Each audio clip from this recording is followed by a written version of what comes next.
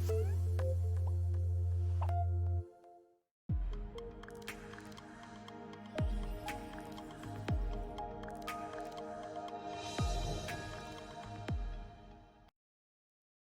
Everyone. सो आज के session में हम देखने वाले हैं यहाँ पे काउंटर्स के बारे में, है ना। तो काउंटर्स कितने टाइप के होते हैं और किस तरीके से काम करते हैं वो सारी चीज़ें देखेंगे। तो सबसे पहले अपन ये जान लेते हैं कि काउंटर्स होते क्या हैं। काउंटर्स जो होते हैं, नंबर ऑफ पल्सेस कितनी जनरेट हो रही है उसको काउंट करने के लिए यहाँ पे अपन क्या करते हैं, काउंटर्स का यूज़ करते हैं, है ना। तो यहाँ पे अपन देखने वाले हैं किस तरीके से इस काउंटर्स का यूज़ करते हैं अपन TIA पोर्टल में, है ना। तो सबसे पहला काउंटर अगर अपन देखें तो अपना कौन सा है, CPU, जिसको अपन बोलते हैं काउंट अप बेसिकली, है ना। तो काउंटर अप बोलते हैं अपन इसको। तो देखते हैं यहाँ पे क्या होता है, मेरा CPU टाइम काउंटर, है ना। तो अगर आप इस काउंटर की बात करोगे तो यहाँ पे ये जो काउंटर है मेरा, इसमें देखो कुछ टर्मिनोलॉजीज होती हैं, पहले अपन वो डिस्कस कर लेते हैं।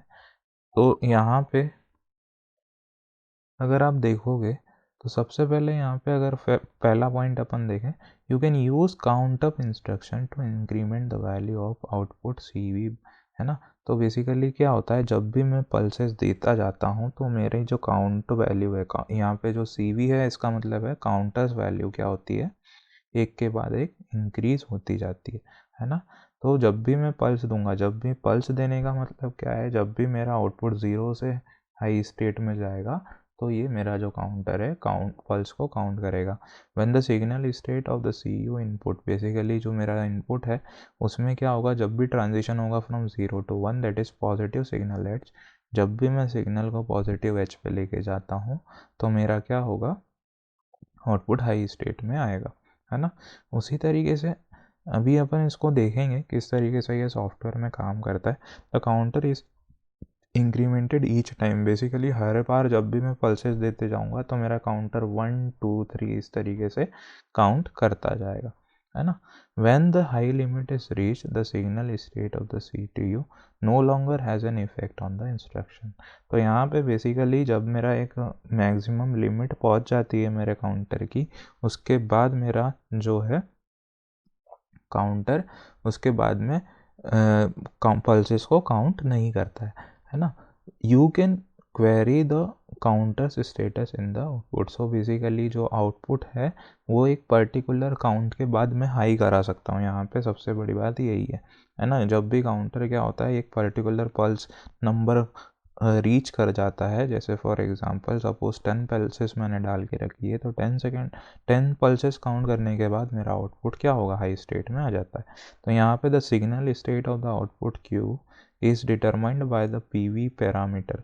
सो बेसिकली मैं जो प्रीसेट वैल्यू टाइमर की काउंटर की डालने वाला हूँ यहाँ पे, if the current counter value is greater than और इक्वल टू, मतलब जब भी मेरे काउंटर की जो करंट वैल्यू है, ये क्या है, मेरे जो CV है, ये करंट वैल्यू जो है मेरी काउंटर में जो भी मैं प्रीसेट की वैल्यू डालता हूँ उसके बराबर हो या उससे बड़ी होगी तो मेरा आउटपुट क्या रहेगा, हाई स्टेट में रहेगा, otherwise it will be in the low state, है ना। तो यहाँ पे अपन इसको ऑब्जर्व करते हैं किस तरीके से CPU काम करता है।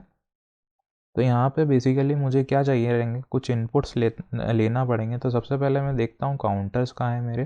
तो यहाँ पे अगर आप देखोगे, मैं इसको बंद कर देता हूँ यहाँ से, ये मेरे जो काउंटर्स है ना। तो 3 टाइप के मेरे पास काउंटर है। तो यहाँ पे जो पहला वाला काउंटर है CPU, इसी की अपन बात कर रहे थे, तो ये ही लेने वाले हैं यहाँ पे। तो एक इनपुट ले लेता हूँ जो कि मेरा पल्स देने के लिए काम आएगा, और इसी के बाद मैं यहाँ पे क्या करता हूँ, एक CPU ले लेता हूँ, है ना, इस तरीके से।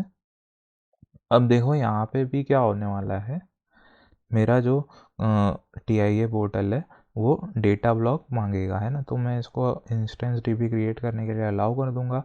तो यहाँ पे एक काउंटर मेरा बन गया। अब इसी के बाद आप क्या करोगे, इसी से एक आउटपुट कंट्रोल कर लेते हैं अपन, और इस आउटपुट को नाम अपन दे देंगे जो भी देना है अपने को यहाँ पे। अभी अपन क्या करते हैं, बेसिकली मुझे 2 इनपुट्स की ज़रूरत पड़ेगी। एक इनपुट मेरा पल्स देने के काम आएगा और दूसरा इनपुट मेरा क्या करने के काम आएगा, दूसरा इनपुट जो है मेरा रीसेट करने के लिए काम आएगा, है ना। और मैं यहाँ पे कुछ प्रीसेट वैल्यू डालूंगा, है ना। और यहाँ पे मुझे काउंटर्स की वैल्यू शो होती रहेगी, है ना। तो यहाँ पे मैं क्या करता हूँ, कुछ टैग्स बना लेता हूँ। तो शो ऑल टैग्स में जाते हैं अपन। यहाँ पे मैं कुछ टैग्स बना लेता हूँ। तो मेरा बेसिकली इनपुट पल्स बना देता हूँ मैं, इनपुट पल्स, है ना, इनपुट पल्स। ठीक है, ये मेरा इनपुट पल्स के लिए एक इनपुट हो जाएगा। और एक रीसेट इनपुट बना लेते हैं अपन, है ना। रीसेट इनपुट बना लिया। और इसी के बाद मुझे क्या चाहिए, एक आउटपुट चाहिए, Q0.0। सो बेसिकली यहाँ पे मुझे एक एलईडी चाहिए। सपोज एलईडी ले लेता हूँ मैं, डी, है ना, एलईडी। ठीक है, और यहाँ पे ये जो आउटपुट रहेगा Q0.0 हो जाएगा। इसको करने के बाद मैं इसको मिनिमाइज़ कर देता हूँ और यही टैग्स अपन यहाँ पे यूज़ कर लेंगे। तो सबसे पहला टैग मेरा जो है इनपुट पल्स का टैग है। तो ये मेरा जो इनपुट पल्स का टैग है मैंने दे दिया। इसी के बाद मुझे क्या करना पड़ेगा, यहाँ पे मेरा जो आउटपुट है Q0.0 आ जाएगा। ठीक है, Q0.0 आने के बाद यहाँ पे मेरे को चाहिए पीवी। पीवी बेसिकली मेरी प्रोसेस वैल्यू या सॉरी प्रीसेट वैल्यू होगी ये, है ना। तो प्रीसेट वैल्यू सपोज मैंने डाल दी कि 5 पल्स में डाल देता हूँ। तो 5 पल्स काउंट करने के बाद जो है मेरा आउटपुट हाई हो जाना चाहिए, है ना। और यहाँ पे या 5th पल्स पे भी मेरा आउटपुट हाई हो जाएगा। यहाँ पे मुझे रीसेट के लिए चाहिए, जो कि मेरा जो नेक्स्ट इनपुट है रीसेट का। तो यहाँ पे ये रीसेट आ गया। ठीक है, इतना करने के बाद आपको क्या करना है, इसको सिंपली डाउनलोड करना है और इसको अपन ऑब्जर्व करने वाले हैं।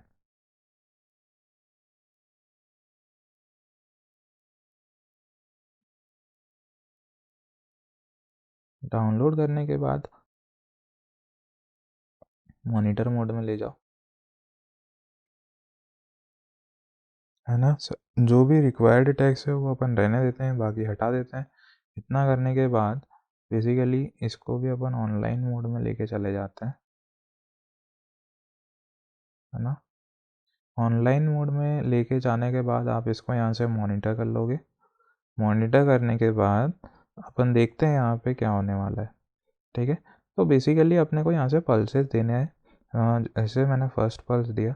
तो फर्स्ट पल्स देंगे तो अगर आप देखोगे तो यहाँ पे भी वैल्यू जो है, यहाँ पे वैल्यू दिखा रहा है ये इस तरीके से, 3 हो गया, 4 हो गया, है ना। यहाँ पे वैल्यू दिखा रहा है ये। यहाँ पे भी देख सकते हैं, अगर मैं यहाँ पे इसको मेमोरी डबल वर्ड या मेमोरी वर्ड का एड्रेस दे दूंगा तो, है ना। लेकिन अभी अपन यहीं पे देख लेते हैं। अब इसी के बाद मैं जैसे जैसे पल्सेस देता जाऊँगा तो यहाँ पे मेरा जो है ये काउंट करता जा रहा है। तो अभी मैंने 4 पल्सेस दे दिए। 4 पल्सेस देने के बाद जैसे ही मैं 5th पल्स दूंगा तो यहाँ पे अगर आप देखोगे, मैं इसको हटाता हूँ और फिर से 5th पल्स देता हूँ।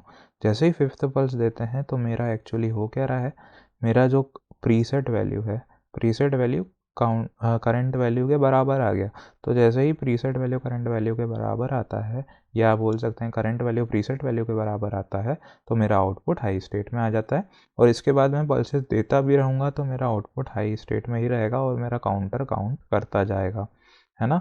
तो इस तरीके से मैं यहाँ पे काउंटर का यूज़ करता हूँ, है ना। तो काउंटर से अपन क्या कर सकते हैं, पल्सेस के हिसाब से मेरे आउटपुट को मैं कंट्रोल कर सकता हूँ, है ना। ठीक है, तो नेक्स्ट नेक्स्ट मेरा जो काउंटर है वो मेरा डाउन काउंटर है। तो उसको अपन नेक्स्ट लेक्चर में देखेंगे, है ना।